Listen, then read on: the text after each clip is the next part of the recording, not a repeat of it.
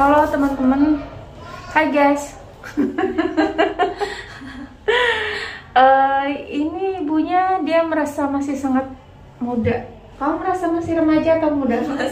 Masih apa? Masih kayak remaja. Masih kayak anak-anak kata dia. Padahal dia sudah cukup ya, cukup karena sudah 20 tahun. Jadi kalau udah 20 tahun boleh hamil. Kalau belum 20 tahun sebaiknya ditunda dulu ya. Dan tadi aku nanya, cantik ya. Aku tadi nanya dia mau KB apa dan dia langsung tembak pakai apa?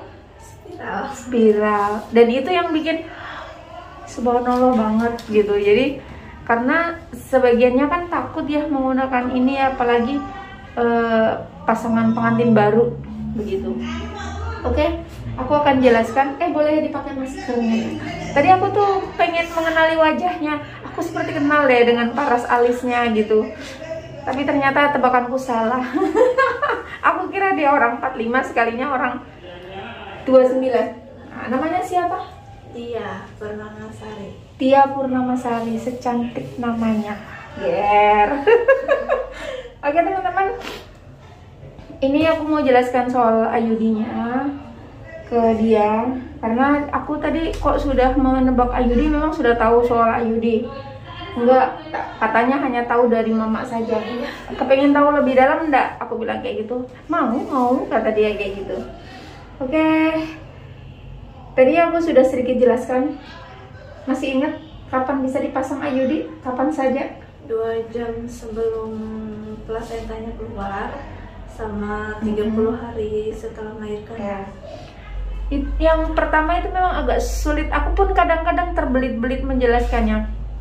Jadi sebelum 2 jam setelah lahirnya plasenta. Jadi setelah lahir plasenta sampai 2 jam setelahnya itu boleh dipasang IUD. Nah, dari setelah 2 jam itu sampai hari ke-30 tidak boleh dipasang IUD.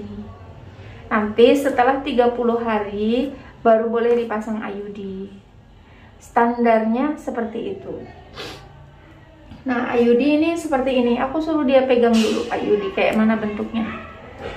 Silahkan dipegang. Iya kayak apa ya? Senar gitu. Kayak senar. Kayak benang. Ntar ya guys, aku perbaikin. Kayak lebih ke senar ya Bu? Lebih ke senar. Senar yang kecil. Aku benahin kamera ya guys ya. Agak kendor. Tiangnya kurang pas. Jadi ini dia bilang agak senar ya guys ya. Memang ini kayak senar ya, karena dia dibilang benang kain juga bukan, dibilang agak plastik juga ya. Terus ada lagi yang mau ditanyakan soal IUD-nya ini? Iya, masangnya. Masangnya. Nggak kepengen tahu nih apa ini? Ini apa? Tahu ini tembaga ya guys ya. Jadi nanti kalau mbaknya dapat informasi dari apa namanya Facebook, oh ini IUD-nya bertagar, ini adalah warna asli dari tembaganya. Beda-beda ya, agak ada yang merah kemerahan, ada yang agak kecoklatan, tergantung jenis tembaganya. Dan kita harus tahu bahwasanya IUD itu tembaga itu hanya apa namanya warnanya seperti itu. Jadi itu bukan bertagar. Dia itu termasuk logam mulia yang tidak berubah. Ya. Ada.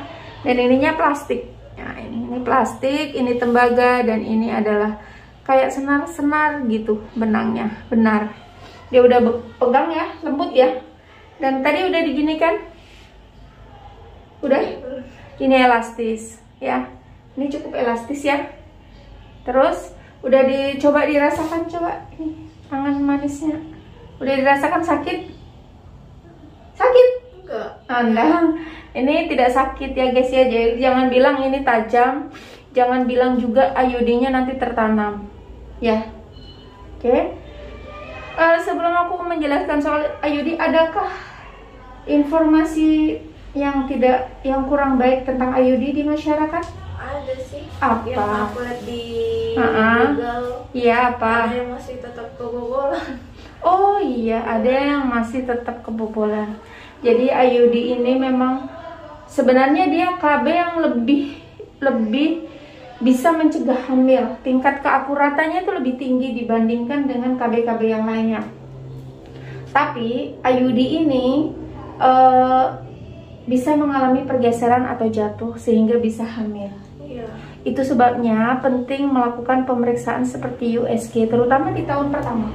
Angka kegagalan itu biasanya di tahun pertama terjadi. Ya, nanti harus USG kalau pasang ini. Nah, yang tergeser atau jatuh itu biasanya, kalau kemarin aku bilang karena dia ngangkat berat ya guys ya. Tapi sebenarnya secara teori, kalaupun mengangkat berat itu tidak akan mempengaruhi IUD. IUD bisa jatuh karena dia haidnya itu deras dan bergumpal-gumpal. Ya, kalau haidnya cuman deras biasa tapi nggak ada gumpalan, insya Allah nggak jatuh. Makanya kalau ada yang haid deras bergumpal-gumpal dianjurkan untuk dipecah. Takutnya IUD-nya terikut, ya.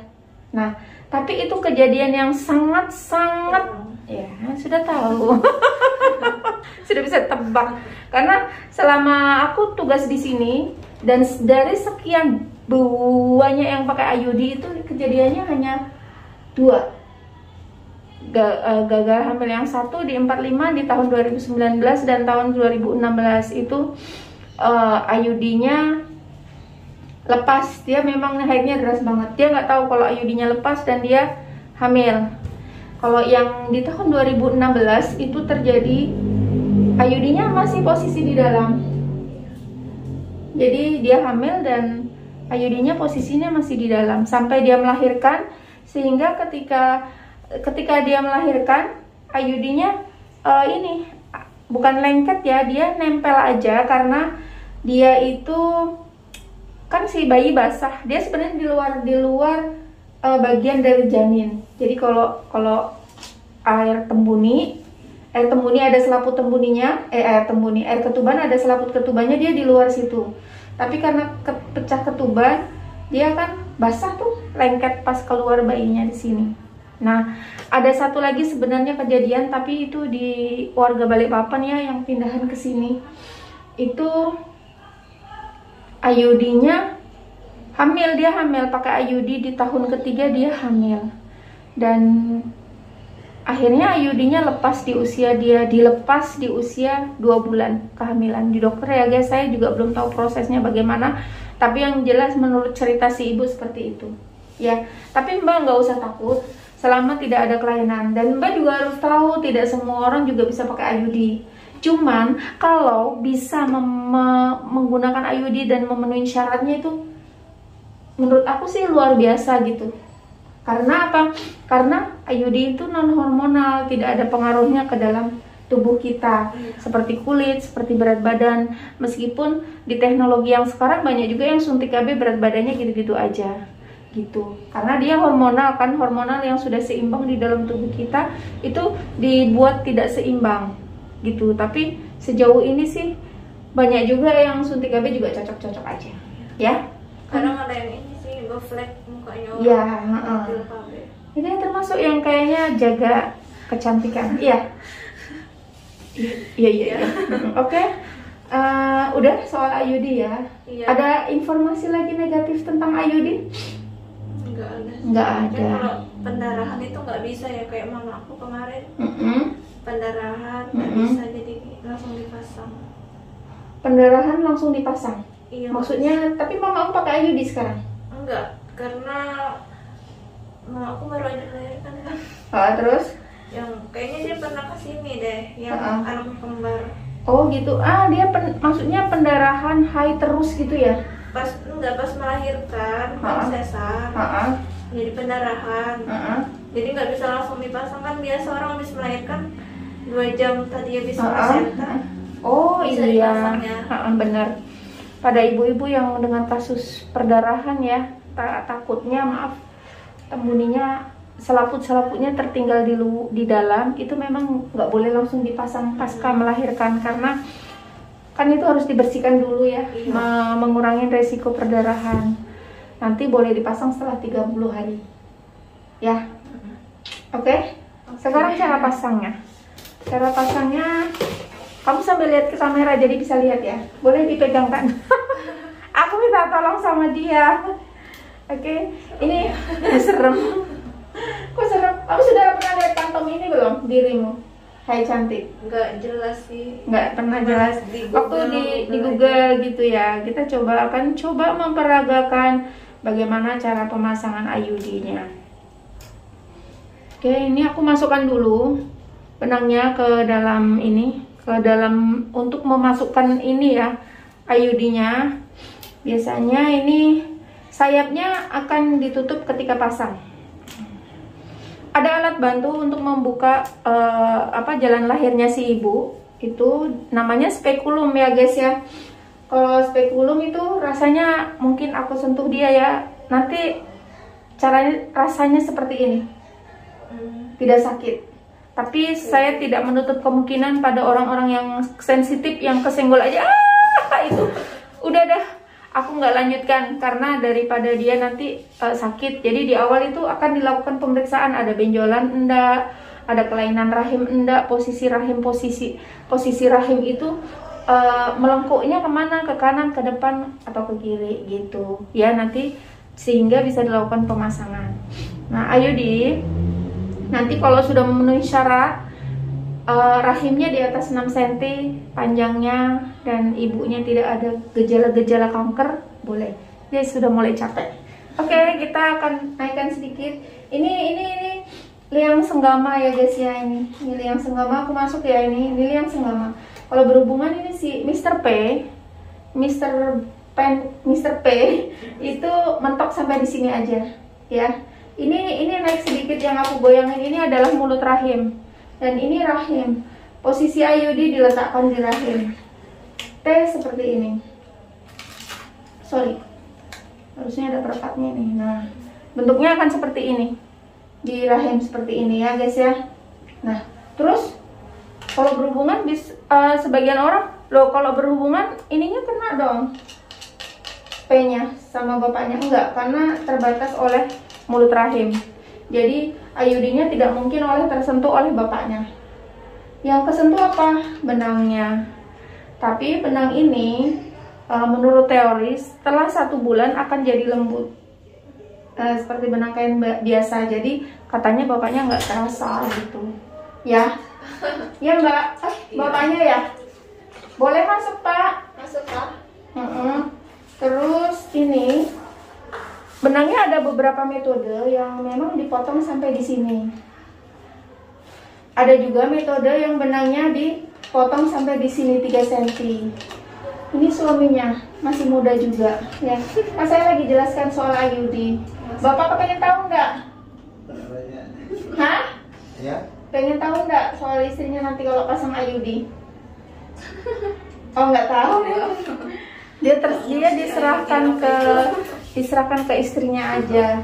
Jadi nanti ini dipotong 3 cm di sini.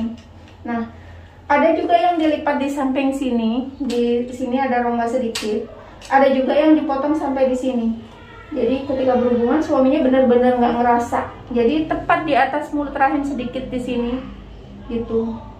Oke, paham? Oke, sudah. Pegal juga. Jadi dia ini ya, ini tutupnya ya. Maksudnya? Kan dikasih, jadi dia nggak bisa.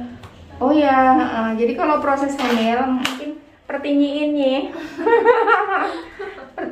dia itu, jadi ini nutup jalan dimana sel sperma bapaknya nggak bisa tembus sampai sel telur. Ya, maksudnya dia gitu. Ya benar. Jadi ini memang IUD menghambat sel telur dia dengan sistem autoimun. Jadi si tubuh ini menganggap ini kan benda asing, terus dia mengeluarkan lendir kental sehingga si sperma nggak bisa tembus untuk bertemu sel telur ibunya di sini.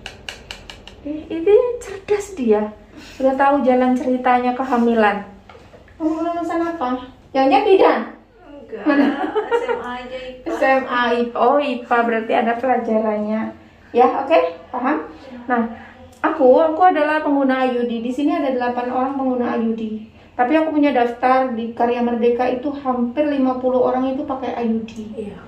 Nah, aku pakai IUD dulu, aku cerita jujur. Tapi IUD yang dulu nggak sama dengan yang sekarang. Kalau dulu aku pakai IUD itu ini yang dipotong sampai sini. Dulu pertama nggak dipotong ya, benangnya aku potong segini. Terus suamiku ada keluhan, aku potong segini. Terus buka lagi, aku potong lagi segini. Terus yang terakhir ini karena aku melihat orang-orang benangnya kok dipotong 3 cm nggak masalah. Setelah di depan mulut rahim nggak ada masalah, jadi aku coba pakai cara itu. Dan aku dari bulan 7 ya, ini yang terakhir buka pasang dengan cara itu, dan aku menggunakan IUD BKKBN. Oke Ibu. Itu apa? Cukup, oh belum. Gantinya? Iya. Maksudnya? Itu Berapa tahun ya? Berapa tahun? Jadi IUD itu ada yang 4 tahun, ada yang 8 tahun. Yang punya BKKBN 8 tahun. Iya. Ya. Ada yang 4 tahun, punya 3 tahun, 4 tahun itu punya Andalan sama Coperte, Novate ya. Ini mereknya apa? Oh, Novate. Punya Novate itu 4 tahun. Ini kita punya BKKBN 8 sampai dengan 9 tahun. Aku yang terakhir pakai ini, yang di bulan 7 kemarin aku buka pasang. Ada pertanyaan lagi? Oke, nanti boleh WA aku ya. Iya. Di 0813 501 85 852. Oke, aku catat dulu Bu. Dia mau catat. Iya, sambil konsultan. Ya, teman-teman itu dulu ya. Mbak, sebelum catat nomor HP ku boleh kasih salam dulu. Semoga ini bisa bermanfaat buat teman-teman yang hamil. Nah, ini sebenarnya dia masih hamil 5 bulan, tapi karena 5 minggu. 5 minggu. Nanti dibilang hamil. Iya, ya maaf 5 minggu. Jadi dia perencanaan KB pasca salin, jadi harus mendapatkan konseling. Waktu nikah juga dapat konseling KB? Iya. Oke, semoga bermanfaat. Saya Bidantri dan Iya, Purnawasari. Assalamualaikum. Assalamualaikum.